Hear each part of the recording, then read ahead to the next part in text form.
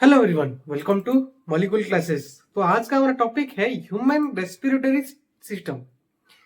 ठीक है, human respiratory system जानने से पहले तुम ये जान लो कि एरोबिक रेस्पिरेशन क्या है, एनारोबिक रेस्पिरेशन क्या है। ठीक है, ये एरोबिक रेस्पिरेशन क्या है, एनारोबिक रेस्पिरेशन क्या है। In aerobic respiration it takes place in presence of oxygen.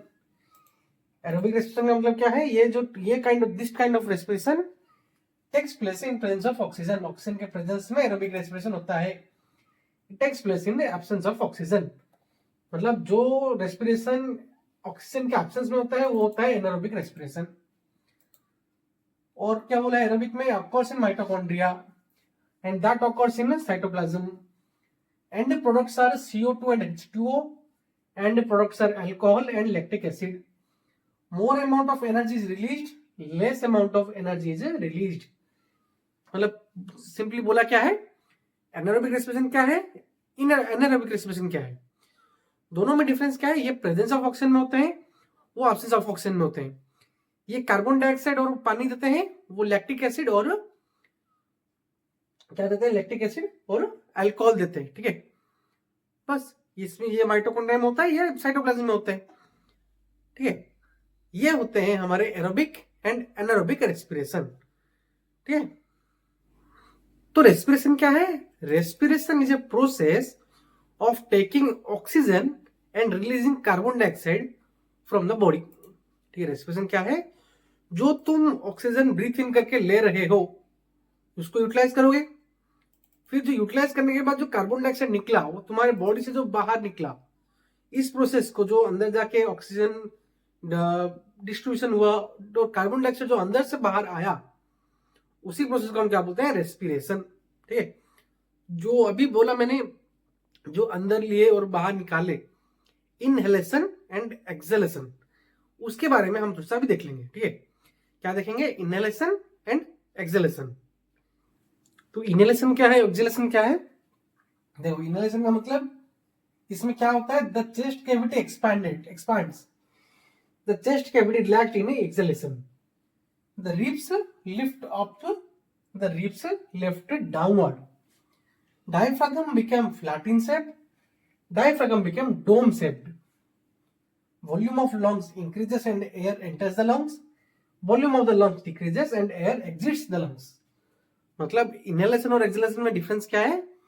Inhalation का मतलब है तो जब तुम हवा अंदर लेते हो, ठीक है, चेस्ट फूला या नहीं, है ना, तो वही तो बोला है, क्या बोला है, the diaphragm become flat in shape, the chest cavity expands, chest cavity फूला, सांस रोक के रखा, ठीक है, छोड़ा, मतलब वो चेस्ट कैविटी जब लिया एक्सपांड हुआ, जब छोड़ा रिलैक्स हुआ, है ना। तो ऐसे कंटिन्यूस हमारा चलता रहता है, जो हम अंदर लेते हैं छोड़ते हैं। ठीक है, और क्या हो रहा है, रिब्स लिफ्ट ऑफ, देखो सांस लेने के बाद रिब्स क्या हुआ, ऊपर आया नहीं, रिलैक्स हुआ, तो रिब्स क्या हुआ, डाउनवर्ड्स की तरफ मुंडे लगा। ठीक है, फिर the diaphragm become flat in shape. Diaphragm ये है जो चेस्ट कैविटी और एब्डोमिनल कैविटी को अलग करता है। ठीक है, इधर होता है डायफ्रागम, वो जब सांस लेते हो स्ट्रेट होता है, फ्लैट होता है, जब लेते हो डोम लाइक स्ट्रक्चर होता है एक्सहेलेशन में। ठीक है, और जब तुम सांस लेते हो तो लंग्स फूलता है, तो उसका वॉल्यूम इंक्रीज होता है, तो उनका वॉल्यूम इंक्रीज हुआ तो जितना एयर तुम अंदर लिए वो ईच एंड एवरी पार्ट तक गया लंग्स के। फिर इसमें क्या होता है, जब तुम छोड़ते हो तो उसका वॉल्यूम डिक्रीज हो जाता है और वो हवा लंग्स से बाहर निकलती है। ठीक है, तो अभी हम देखेंगे parts of the lungs, sorry parts of the respiratory system.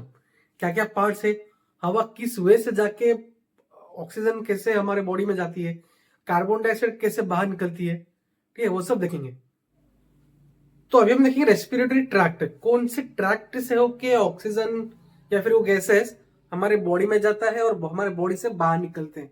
ठीक है, सबसे पहला है नॉस्ट्रिल। नॉस्ट्रिल मतलब ये जो दो ओपनिंग्स है, नाक के दो ओपनिंग, ठीक है, वो है नॉस्ट्रिल। फिर नेसल पैसेज, नेसल पैसेज मतलब जो जा रहा है वो tract, nasal passage, nasal cavity, pharynx, फिर larynx, trachea, bronchi, bronchioles, alveoli, blood vessels. जो ट्राकिया क्या है, ट्राकिया एक cartilaginous structure, circular circular structure है, जो कि तुम्हारे वो ऐसा होगा, देखो वो ऐसा होगा, वो ऐसे डिवाइड होता तो जाएगा। वो एक ऐसा लंग्स के पास ये जाएगा, दूसरा इस लंग्स के पास जाएगा, ठीक है। तो ऐसा होता है लंग्स, ये होते हैं ट्राकिया ये सब, ठीक है। ट्राकिया, फिर ट्राकिया के बाद क्या आया, ब्रोंकाई, ब्रोंकियो के ब्रोंक्यूल्स, एल्वियोली, ब्लड वेसल्स। तो ये है तुम्हारा रेस्पिरेटरी ट्रैक्ट, ठीक है। क्या है, रेस्पिरेटरी ट्रैक्ट। क्या क्या है, नॉस्ट्रिल्स, नेसल passage, nasal cavity, pharynx, लैरिंग्स, trachea, bronchi, bronchioles, alveoli. Alveoli के बाद वो किससे देगा, किससे देगा, ब्लड वेसल्स को देगा, ठीक है। अब जो नॉस्ट्रिल से लेके ब्रोंकाई तक वो होता है कंडक्टिंग पार्ट। कंडक्टिंग पार्ट का मतलब क्या है, जो ओनली कंडक्ट करते करते एक दूसरे को देते देते आएंगे। लेकिन एक्सचेंज पार्ट क्या क्या है, ब्रोंक्यूल्स, एल्वियोली और ब्लड वेसल्स वो सब है एक्सचेंज पार्ट, मतलब वो डायरेक्टली एक्सचेंज होते हैं, उस वो पार्ट में डायरेक्टली एक्सचेंज होता है, किसका, गैसेस का, ठीक है। कैसे होता है, देखो हाउ इट वर्क्स, वो कैसे एक्सचेंज होता है। सबसे पहले एयर रिच इन ऑक्सीजन, जो हम नोस्ट्रिल से एयर लिए, वो किससे देगा, एल्वियोली को देगा। एल्वियोली किसको देगा, ब्लड को देगा। ब्लड में क्या है, हेमोग्लोबिन इन आरबीसी, ठीक है, binds with haemoglobin in RBC and O2 is released in tissues, ठीक। ऐसा ऑक्सीजन हमारे बॉडी में इस ब्लड में से घुलता है, ठीक है। फिर वो oxygen different parts of tissues और सेल्स को जाता है, ठीक है। फिर वो जो दे दिया, ऑक्सीजन दे दिया, कार्बन डाइऑक्साइड कैसे लेगा, देखो जो ऑक्सीजन दे रहा है ना, तभी carbon dioxide release in blood, वो सेल्स और टिश्यूज से कार्बन डाइऑक्साइड ब्लड को डायरेक्ट ऑक्सीजन लिए कार्बन डाइऑक्साइड दे दिए, one kind of barter system, ठीक है। क्या है बार्टर सिस्टम, एक हाथ दो एक हाथ लो, ऑक्सीजन लिए कार्बन डाइऑक्साइड छोड़े, वो कार्बन डाइऑक्साइड कहां पे रिलीज हुआ, ब्लड में रिलीज हुआ, carbon dioxide release in blood.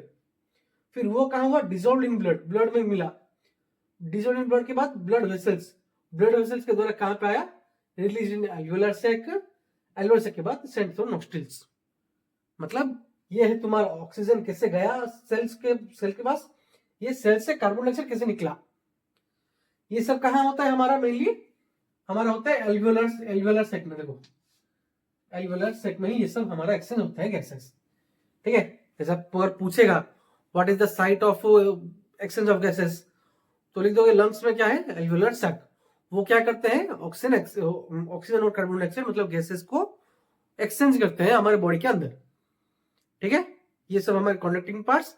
Main होता है रेस्पिरेटरी पार्ट या फिर होता है एक्सचेंज पार्ट, क्या क्या है, ब्रोंक्यूल्स, एल्वियोली, ब्लड वेसल्स, ठीक है। तो अभी हम पढ़ेंगे why do we need lungs, हमें लंग्स की जरूरत क्यों है, हम बिना लंग्स के क्यों नहीं रह पाते हैं। इतना तो पढ़ के समझ में आ गया होगा लंग्स की क्या जरूरत है, लेकिन स्टेटमेंट वाइज वो थोड़ा देखेंगे क्या है लंग्स, हमें लंग्स की जरूरत क्या है, क्यों है, ठीक है। तो क्या बोला गया है, in unicellular organism exchange of gases takes place within the single cell by osmosis. मतलब सिंगल सेल मतलब यूनिसेलुलर ऑर्गेनिज्म कैसे रेस्पिरेशन करते हैं, एक उनका एक ही सेल है, तो by the process of osmosis उनका रेस्पिरेशन हो जाता है। ऑस्मोसिस मतलब द ट्रांसपोर्टेशन ऑफ गैसेस और न्यूट्रिएंट्स और water molecule from higher concentration to lower concentration, ठीक है, ये ऑस्मोसिस है। और क्या बोला है, इन lower animals gases exchange takes place through their moist skin. Earthworm ले लो, अर्थवर्म अपने स्किन के द्वारा रेस्पायर करता है, ठीक है।